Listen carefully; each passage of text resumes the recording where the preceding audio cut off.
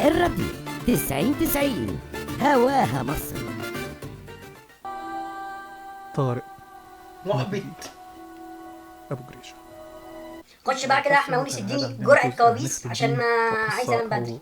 روايه حقيقيه. قلت لي ليه؟ قلت لي المشكله ليه؟ تتمثل في المرآة. يا فعلا المرايه بتبقى مصطفى وسخه بيحكي دايما. وبيقول فضلت اسبوع احاول ابص مفيش حاجه، مش شايف اي حاجه. شايف ايه؟ شايف انعكاس الصوره. يوم التاني التالت الرابع الخامس السادس السابع.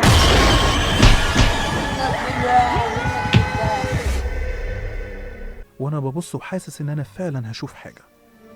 فضلت مركز مركز مركز لحد ما في لحظه لقيتني بقول انا عايز اشوف. انا مش عايز ابص.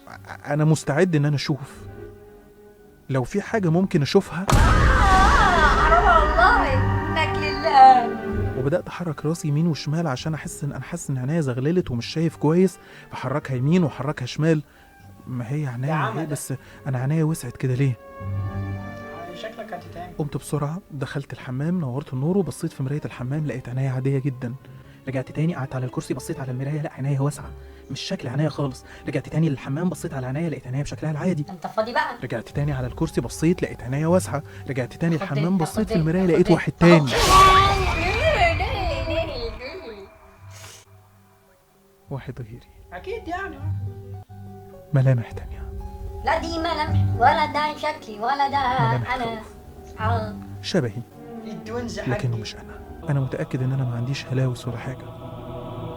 العلاج اللي خدته من الدكاتره النفسيين اللي رحت لهم بقى ينيمني، لكن مجرد ما بصحى وابص في اي مرايه بشوفهم. ايوه بشوفهم. ايه ده؟